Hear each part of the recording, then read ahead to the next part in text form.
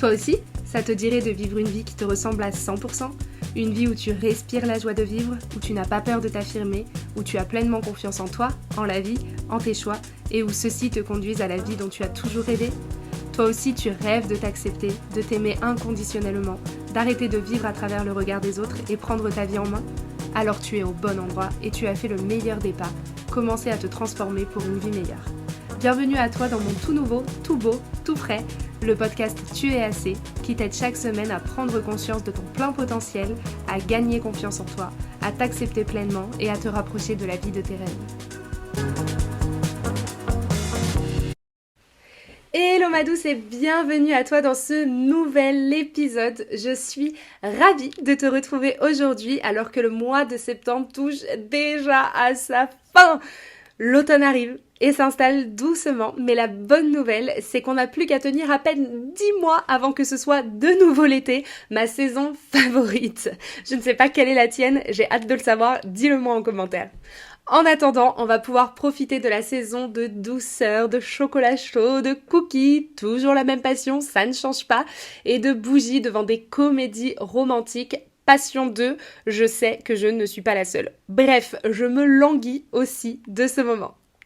D'ailleurs, est-ce qu'il t'est déjà arrivé, devant ces comédies romantiques, de ressentir physiquement et émotionnellement la douleur que Carrie, au hasard bien sûr, personnage principal de la série, apprend qu'elle a été trompée par celui qu'elle aime et avec qui elle se voyait déjà devenir vieille? Moi, oui.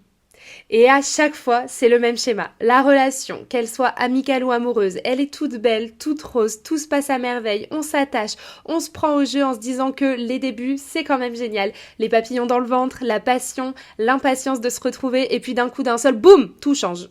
Et tu te retrouves ni une ni deux, le cœur brisé, à pleurer sur du Leona Lewis.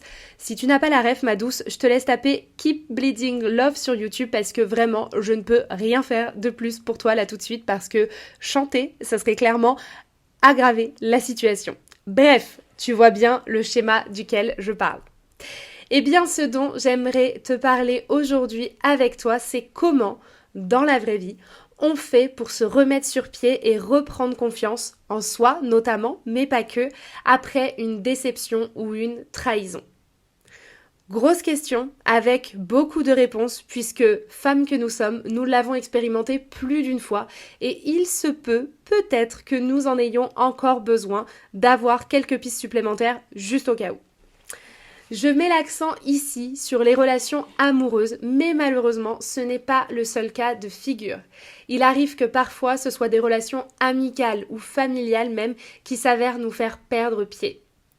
Quoi qu'il en soit, je parle ici de ce genre de moment où tu n'étais pas préparé à ce qu'une telle chose arrive, où tu te sens seul, trahi, déçu. Tu te demandes comment surmonter ces émotions qui te submergent et surtout si un jour ça passera et comment tu vas faire pour passer au-dessus de cela, réussir à finalement ouvrir la porte de nouveau à de nouvelles personnes ou pour de nouvelles expériences de peur de revivre ce que tu viens de vivre et qui te déchire le cœur actuellement et à laquelle tu ne peux même pas penser sans avoir une boule au ventre à l'avance qui monte dans ta gorge en même temps que les larmes qui menacent de couler à flot si on ne change pas de discussion tout de suite. Laisse-moi tout d'abord te rappeler que ce n'est pas parce que cela s'est produit de cette façon cette fois-ci et avec cette personne que cela se reproduira forcément.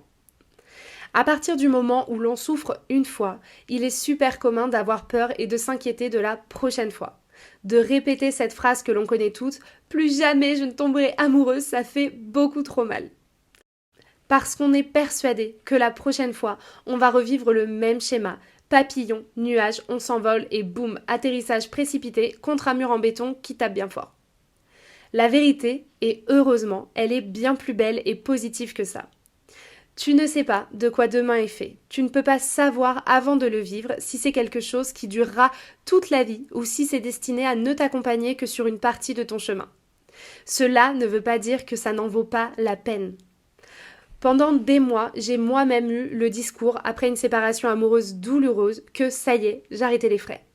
L'idée de justement ne pas savoir ce que ça allait donner la prochaine fois, et que donc il y ait un doute, et que je ne puisse pas contrôler ces doutes, ça me terrorisait. Alors je suis restée, et vraiment ça a été un long processus pour changer cette pensée, sur le fait que si je ne pouvais pas être sûre et certaine de ce qu'allait donner cette relation, alors je préférais ne pas la vivre du tout et ne pas prendre le risque de souffrir. Le truc, c'est qu'en attendant, je ne prenais pas non plus l'occasion d'être heureuse et épanouie et je ne vivais pas réellement. J'étais bloquée entre le pas tout à fait heureuse, mais pas malheureuse non plus, et même si c'est inconfortable et parfois blessant, ça l'est moins que de souffrir et de se remettre d'une rupture. Il m'a fallu, comme je te le disais, un gros travail d'accompagnement et un gros travail sur moi pour comprendre pourquoi cela me terrorisait autant, car soyons honnêtes, quand bien même ça fait très mal, on s'en remet. On n'en meurt pas, et peut-être qu'une partie de nous meurt sur l'instant, mais c'est pour mieux renaître derrière avec une leçon ou quelque chose qu'on aura appris. Un petit peu comme l'épisode de podcast d'il y a 3 semaines où on parlait des échecs et de comment faire face à un échec. Bref, tout ça pour te dire qu'on ne peut jamais prévoir ce que sera demain et vouloir contrôler quelque chose que tu ne peux clairement pas contrôler, comme les sentiments ou les pensées des autres, la météo, les maladies, les accidents, les imprévus, ne va réussir qu'à te faire perdre ton énergie et monter dangereusement ton anxiété et ton taux de stress. La chose que tu peux en revanche faire, c'est pencher ton énergie sur ce que tu peux contrôler, à savoir tes pensées, ta vision, tes actions, ton énergie aujourd'hui et faire de ton mieux aujourd'hui pour te construire un demain qui répond à tes besoins, à tes envies, à ta vision, à ton pourquoi. Penses-tu alors, dans ce cas de figure, que te concentrer sur ce qui pourrait mal se passer ou te blesser ou te faire souffrir va te permettre d'atteindre ce que tu veux pour t'apporter du positif, du bonheur et de l'amour dans ta vie ? On en revient à la loi de l'attraction. Le positif attire le positif et l'inverse est également vrai. Et si tu te concentres sur les scénarios catastrophes qui pourraient arriver, alors à coup sûr, ce sont eux qui vont prendre forme réelle dans ta vie. Car que tu le veuilles ou non, tes pensées créent ta réalité et tu vois se réaliser dans ta vie ce à quoi tu accordes le plus d'importance ou en tout cas ce que tu nourris le plus à l'intérieur de toi. Donc encore une fois, et comme nous l'avons vu dans l'épisode 19, passe du temps sur le travail sur toi, sur le travail que tu peux effectuer sur tes pensées, car c'est ça qui te permettra d'obtenir ce que tu désires, notamment dans tes relations, et non pas de ressasser le passé et à t'inquiéter que le chez-moi ne se reproduise. Tu as besoin de te libérer et de faire de la place pour accueillir du nouveau et du beau. Je sais que parfois, cela semble plus facile à dire qu'à faire. Je le sais car je suis moi-même passée par là et j'ai été dans cette situation de blocage pendant assez de temps pour me rendre compte de l'impact sur ma vie. Ensuite, il me semble important de préciser, avant de continuer, que le facteur temps va être un allié et un élément indispensable à ta guérison. Car oui, c'est de cela que l'on parle ici, lorsqu'on a du mal et qu'il faut cicatriser. Tu sais le fameux « mais il te faut juste du temps et de la patience ». Sur le coup, oui, et même si tu le sais et que tu as juste envie d'étrangler toutes les personnes qui vont prononcer ce mot autour de toi, tu le sais. La vérité, c'est que lorsque tu fais une vilaine chute à vélo et que tu t'écorches profondément le genou, ça va d'abord saigner très fort. Il va falloir désinfecter, enlever tous les petits débris qu'il pourrait se trouver sur la plaie. Ça fait mal, c'est très désagréable, mais ça serait bien pire et bien plus long de laisser ton bobo tout infecté se cicatriser comme ça avec tous les débris à l'intérieur. Donc on va désinfecter et puis mettre un pansement pour couvrir la plaie pour s'assurer que rien ne tombe par-dessus et n'aggrave la situation. Puis on va changer le pansement et désinfecter jour après jour jusqu'à ce que finalement il n'y ait plus besoin de pansement. Qu'une croûte fasse son apparition puis diminue avec le temps pour finalement te redonner un genou tout comme neuf. Ça ne se fait pas en un jour ni en une semaine et plus la blessure aura été profonde, plus ça demandera du temps. Mais ça se fait, n'est-ce pas ? C'est comme ça que le corps fonctionne quand il a une blessure physique. Et spoiler alerte, c'est le même processus avec une blessure émotionnelle. Il va falloir désinfecter, traiter la plaie, la laisser cicatriser avant de reprendre le vélo. Mais ce n'est pas parce que tu n'en as pas fait depuis quelque temps ou pendant longtemps que tu as oublié. Ce n'est pas parce qu'il y a eu une chute que tu vas renier le plaisir que faire du vélo te procure. Tu connais mon amour pour les métaphores, donc tu as probablement compris l'idée, mais comme je veux ancrer cette image dans ta tête, je me permets d'insister. Ton corps et ton cœur vont avoir besoin de temps eux aussi pour se remettre en état, mais ils le feront. N'essaie pas d'aller plus vite que la musique, de vouloir brûler les étapes. Écoute-toi et fais-toi confiance. Tu te connais, encore une fois, mieux que quiconque. Et si tu sens que là, cette fois-ci, ça a fait un peu plus mal que tu l'aurais pensé, alors prends le temps dont tu as besoin en conséquence.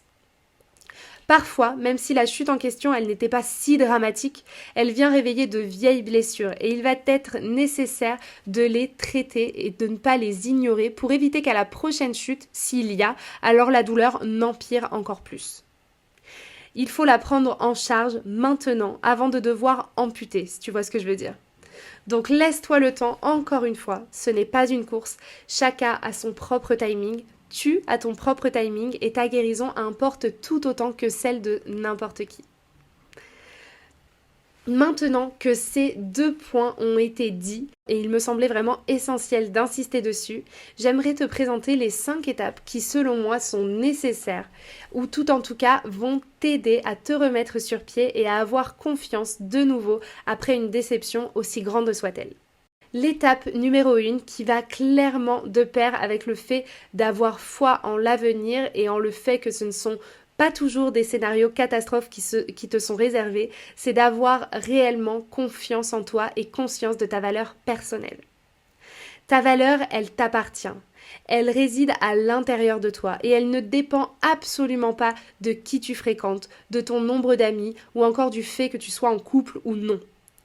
Ta valeur est et restera la même avant que tu sois avec cette personne, pendant cette relation et après.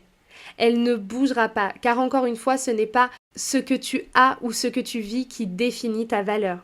Et il est temps que toi, tu prennes conscience de ta valeur et que tu affirmes cette valeur. C'est grâce à cette valeur et parce que tu as tant de valeur que tu mérites le meilleur et notamment dans tes relations. Et c'est parce que tu es consciente de ta valeur que tu sais que quelque chose de mieux, de bien pour toi t'attend.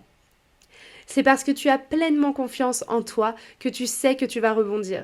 C'est parce que tu as confiance en toi que tu sais que cette déception ou cette trahison, elle ne parle pas de toi, mais de la personne en question qui a fauté ou qui a disparu ou peu importe ce qu'elle a fait. C'est parce que tu as confiance en toi et foi en l'avenir que tu sais qu'un jour, tu trouveras ce qu'il te convient et c'est grâce à ta valeur que tu refuses d'accepter quelque chose qui n'est pas ou plus fait pour toi ou encore qui ne respecte pas tes besoins, tes valeurs, tes limites. C'est grâce à ta confiance en toi que tu attireras à toi le même type et niveau d'énergie. Donc il est très important de travailler à accepter et reconnaître ta valeur personnelle.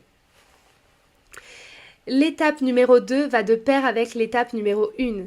Si tu ne sais pas comment fixer ta confiance en toi, retrouver foi en ta valeur et que ton estime de toi elle est complètement à plat, alors c'est le moment de trouver l'aide qui te convient pour régler cela, main dans la main. Que ce soit un accompagnement de groupe, un accompagnement individuel, privé, un coaching, des séances avec une psychologue, il faut que tu trouves la formule qui te convient à toi afin que ce ne soit pas une corvée mais vraiment un moment de reconnexion à toi-même. Je me suis moi-même, comme tu le sais maintenant, fait accompagner à des moments importants de ma vie. Et à chaque fois, ça a été un véritable tournant. Il y avait un avant et un après. Et si c'était à refaire, je n'attendrais pas une seconde de plus avant d'investir en moi. C'est un petit peu comme le sport, tu as beau être motivé, tu ne pousseras jamais autant tes limites que si un coach est à tes côtés. C'est dès que ça commencera à trop forcer ou à être trop douloureux, tu arrêteras ou tu minimiseras l'effort. Et puis les jours où tu ne seras pas totalement motivé, tu remettras à demain, et puis à la semaine prochaine, et puis finalement, 1 an se sera écoulé et tu en seras toujours au même point.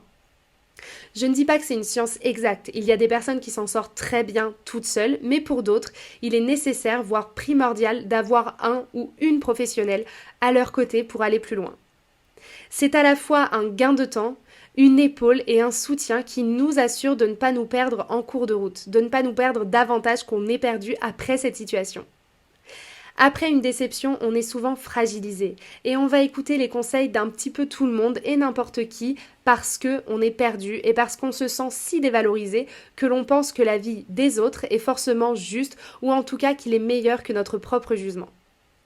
La réalité, c'est que faire un travail sur soi pour retrouver sa confiance en soi, ça chamboule énormément, ça remue des choses et c'est toujours une meilleure solution de le faire accompagner pour éviter tout abandon ou encore pire, cette envie de dire merde à tout et à tout le monde. Le professionnel qui t'accompagnera, il te permettra de canaliser, d'avancer étape par étape, un pas après l'autre et à ton rythme. C'est ce soutien que j'apporte en plus des outils concrets et d'un véritable passage à l'action dans mon accompagnement signature 90 jours pour mener la vie de tes rêves. Et d'ailleurs, mes clientes l'affirment, ce n'est pas seulement un programme pour retrouver confiance en soi, mais un programme super complet qui permet de travailler sur toutes les sphères de sa vie que chaque femme devrait suivre.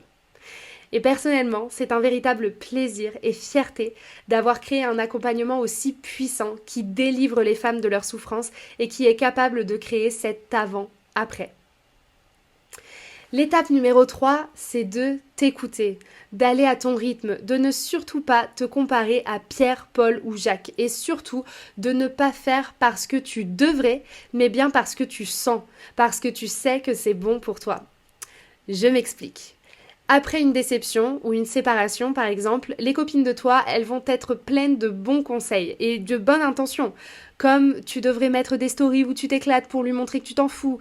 Certaines, elles vont te dire de le supprimer pour couper ton contact et d'autres, elles vont te dire de faire des rencontres pour oublier ou de sortir pour t'amuser. Il faut absolument que tu rencontres du monde, que tu te changes les idées et blablabla.